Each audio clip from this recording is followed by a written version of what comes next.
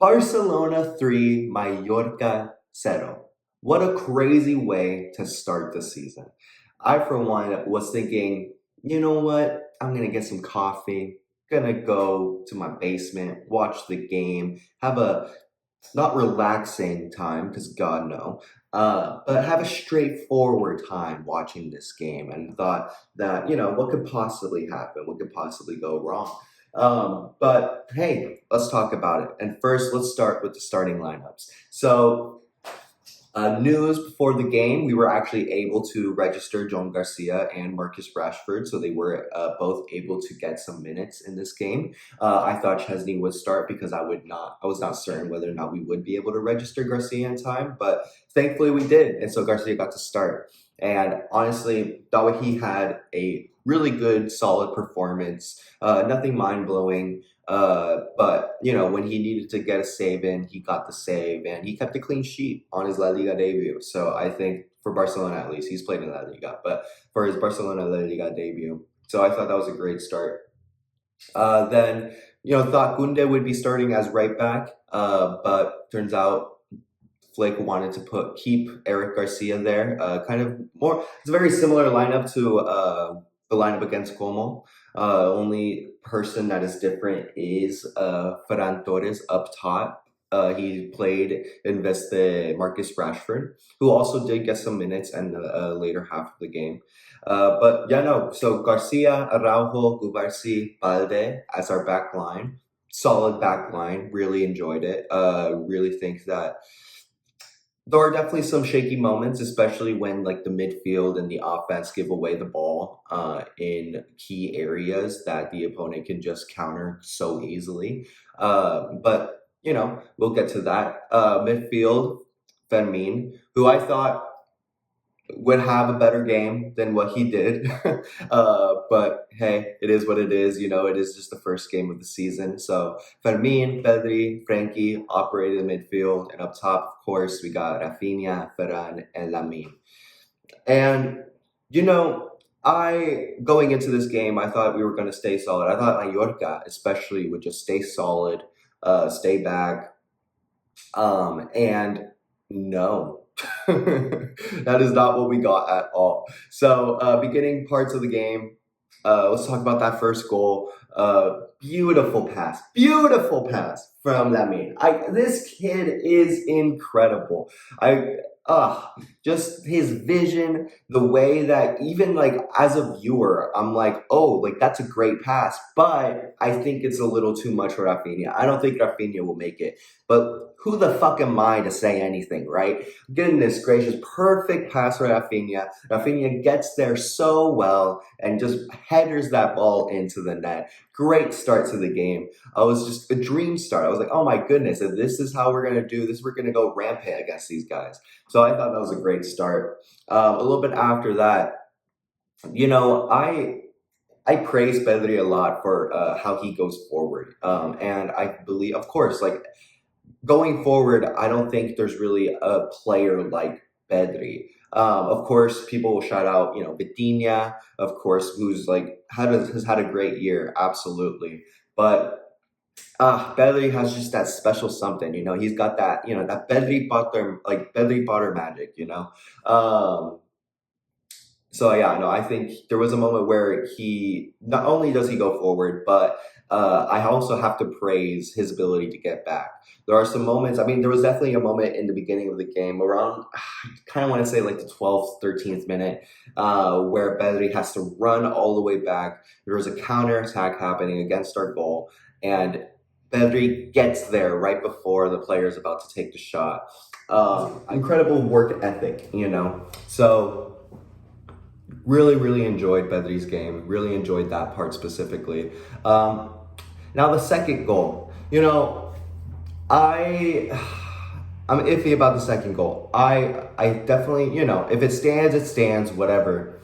But it's weird for the ref to have just put the whistle into like his mouth and not blown it. I honestly thought that he did blow it, and Ferran was just playing just to keep playing, you know, just like, fuck it, whatever, let me just take this shot. I honestly thought the ref had already blown the whistle. So when the shot went in, I was like, oh, okay, so, you know, golazo, but all right, it's just going to be the other team's ball, you know, someone's on the ground. But no. And like, even, I mean, the ref didn't make it any less confusing, because once the goal went in, he didn't point to the center. He didn't do really anything other than just walk towards the players to explain to them why it's a goal. But hey, I thought it was a golazo by Ferran.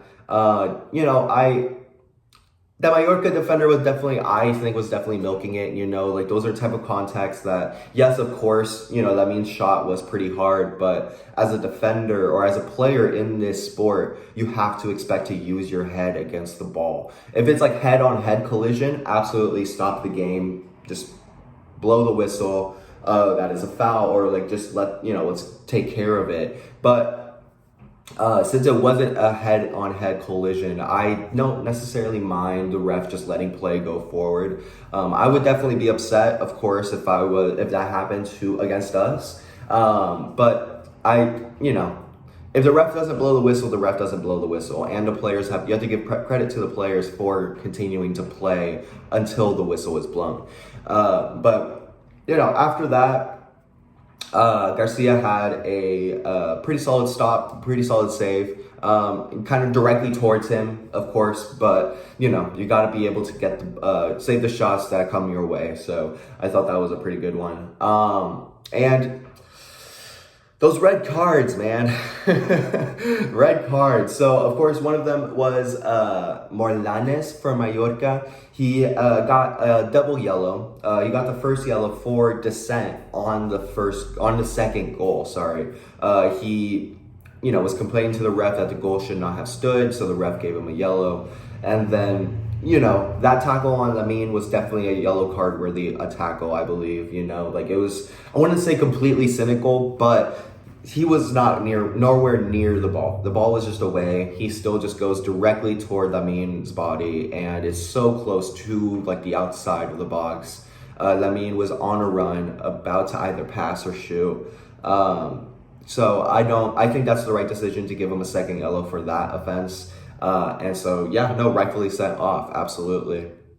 And the second red, yeah, I mean, at first, when that happened, I was like, yeah, I think yellow's fine. You know, like it doesn't seem like he really hit Garcia that like hard in the head.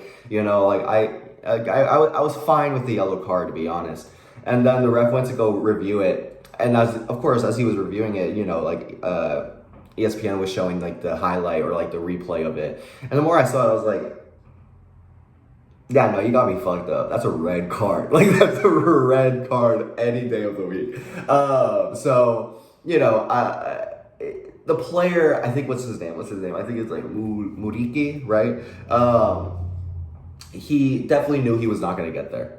Come on now. Like, the ball was so ahead of him. He sees Garcia coming out for it, and he sees Garcia's not going to really, I don't know if he sees Garcia's not going to punch or anything, because the ball was outside the box. But to just see that you're not going to get there, see another opponent coming your way, and to still lift your foot like that and try to take that ball, stupid decision. And so he was rightfully sent off for that. Absolutely.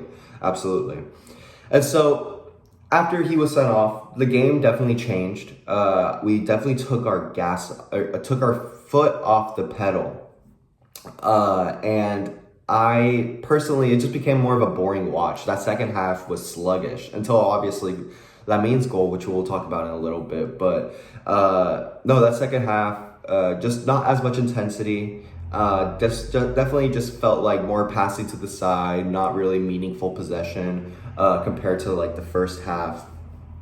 But you know, we kept a clean sheet, which is important. Important for the morale of our defensive back line as well as our keeper. So very glad that we did keep a clean sheet, especially against 9 men. We cannot be scored on against 9 men, and they still had plenty of chances. The second half really showed that how flimsy the back line can be at moments, because you really all you need with a high line that high, which, I do not mind a high line. I do not mind it as long as there are ways to counter the weaknesses to it.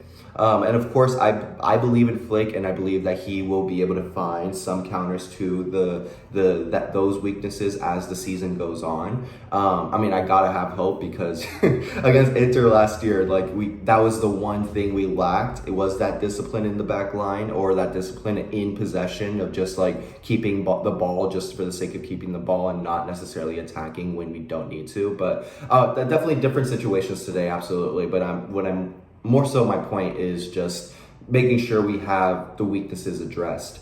And so, but no, yeah, Mallorca definitely still had chances. They still were able to get towards our goal. I wouldn't say I was we were already 2-0 up at that point. So I wouldn't say I was really worried about anything happening, in terms of them coming back or anything. But I definitely, it's just when we face tougher opponents who will have 11 men on the field, we got to be very careful with that type of stuff. So there was definitely some moments, at least in the first half, that I remember that Lamine lost the ball in our defensive third, and they were able to just easily counter and get to our goal. Which, happens. It happens. Players just lose the ball, and the other team can just go on that counter right away. But it is a little worrying to see the same frailties as last year in this first game. But, it is the beginning of the season. We'll see how that goes. But going on to Lamine's, the third goal, Lamine's goal, incredible finish. Goodness gracious, it's just chef's kiss, anything this kid does is just chef's kiss. And you see him argue with a player beforehand, and right there I was like, all right, I don't mind a player with an ego, a player with an attitude, as long as you justify it, on the pitch, then, you rightfully so have an attitude, whatever, blah, blah, blah. But what I don't like is when players get into deeper shit than they need to in the moment. And you see this a lot, especially with Vinny, he always talks back to the ref. If he doesn't get a call, he'll always talk to the ref. It's always talking to the ref or to the players. And, it's that iconic line that Vinny always has, it's just 15 champions. And so, it's that type of stuff that really, as a viewer, irks me a little bit, regardless if that's Vinny or someone like Lamine, who just gets into unnecessary stuff. In my head, unnecessary, because of course, you're the best player on the pitch. People are gonna come after you, absolutely. And if you think that if they piss you off, yeah, sure, and if they're talking back to you, stand your ground. But also, don't engage too much with that shit. Just stay quiet and just show it on the pitch, show it in the game. And I definitely talked back to the player that was pushing him, or he pushed someone. Let's be honest, he pushed someone that should have been a foul. But when they went up to, or that same player got up and started talking in his face, just definitely stood his ground, talked back, was also pissed, and I don't blame him. But what matters to me more is that he did show it on the pitch shortly after. He's just what, you pissed me off. Let me just dink this golazo real quick. So I thought that was a great show of I was gonna say sportsmanship, but no, it's a fucking complete opposite. But no, it's a great show of talent. It's a great show of just a lot of stories that you'd hear from trainings. When Messi was in Barcelona, it's just if you piss Messi off in training, he'll just start dribbling past the whole team, something like that, and it gives me a lot of those vibes of just you know what, you think I'm not that? I'm gonna show you that I am that. So I really, really enjoyed his performance. There is some aspects to Lamin's game definitely that needs to be sharpened, needs to be heightened. I think that, as great and important and as an amazing player that he is, he still needs to work on his decision making a little bit. Sometimes he does hold on to the ball a little bit too long. Sometimes when he does decide to make the pass, it's not the greatest execution. Or the right moment for those passes. But, that will definitely get better. He's still so young, so like that will definitely get better in his game. And I'm sure that will get better throughout the season as well. But you can see that means like mentality is just to score goals. Like he wants to participate in goal scoring, in assist making. That's always on his brain. Just like, how can I get around this player and get the ball to either someone who needs it or to the top corner, So really respected that about his game. Really loved watching that. It's just so nice to watch these players back in action in a competitive match after a few months off. So, no, very excited to see what the season holds. But as for, the general team, it's gonna be a good season. We played very well. We are very strong. Our whole team is very strong. Again, it really is just like, can our back line survive against the toughest opponents? If we'll see. That's all I really can say. We'll see. I do want to touch on Araujo's performance a little bit. I did talk about how I'm not very convinced by his ball playing ability. So no, absolutely. Let's talk about it. So I think he did have a wouldn't say strong performance. I think it's a very solid performance. It was a solid performance. And like when it comes to running back or tackling or the actual defensive aspects to that position, I trust Araujo 100%. He definitely does get nervous a little bit, and he can. There has been moments in the past where he has given away stupid fouls, stupid penalties, and that definitely needs to change. But at least from what I saw in his display yesterday, pretty solid, pretty good. When he gets on the ball though, whenever he gets on the ball, you can see any of the Mallorca players just don't pressure. They just give him so much space. And, I think that's definitely like just their tactic. I doubt that when Cubarsí also had the ball, like they were pressuring him, it's the back line. They don't need to pressure that. They wait until they get into the third or the middle third, the final third or the middle third, until they start applying more pressure. But even with no pressure, Araujo was still not making the best decisions, which is what worries me the most. Because there are going to be more teams like Real Madrid, like in Europe, that are going to be pressuring our back line constantly. And he needs to be able to not only get out of those situations, but be able to just complete a simple pass. Which I'm not saying he didn't complete a single pass the whole game. That's not true at all. But I'm just saying when he is trying to make those progressive line-breaking passes, he doesn't really have that in his game. So I hope Flick is able to get that out of him, por lo menos, or at least just work on that. But, he was pretty solid as a defender overall. But I would definitely say my MVP for the game, maybe I'm just biased, but it's got to go to Pedri. As amazing as Lamine was, as amazing as he did with the assist, with the goal, you have him as your MVP, do not blame you. I do not blame you. But Pedri is just, his overall game is just so all-encapsulating, or all-encompassing, I believe is the word. Encapsulating, all-encompassing.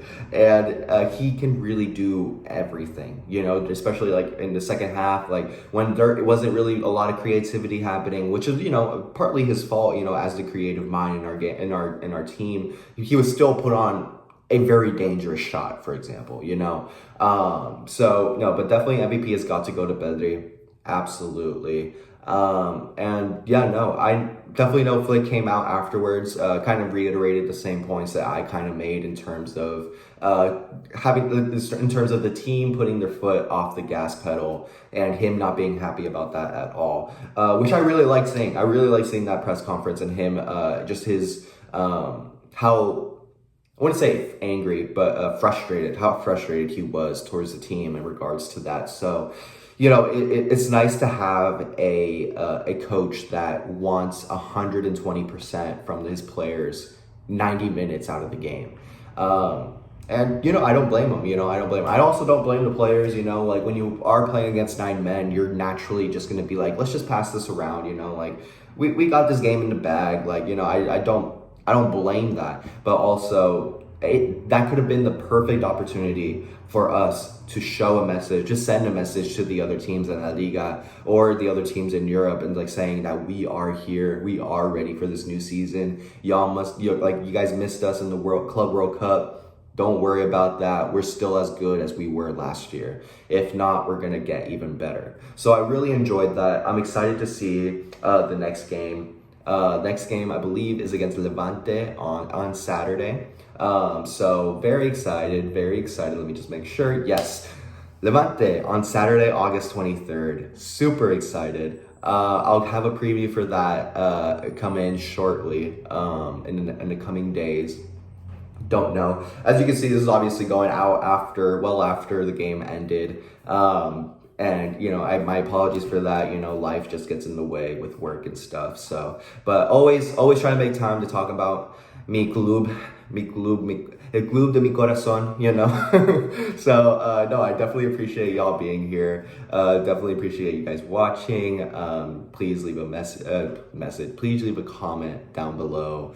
Like this video, subscribe, do whatever you want to do, man. I'm just glad y'all are here. And yeah, no, let me know if you're, neutral, rival fan, Barca fan, everyone's welcome here. Let's just talk about football. Let's just talk about not even arguably, one of the biggest clubs in the world. Let's talk about them. Let's debate over them. Let's just have those conversations. It's a fun time. So definitely glad you guys are being here. You guys are here. Real Madrid plays today.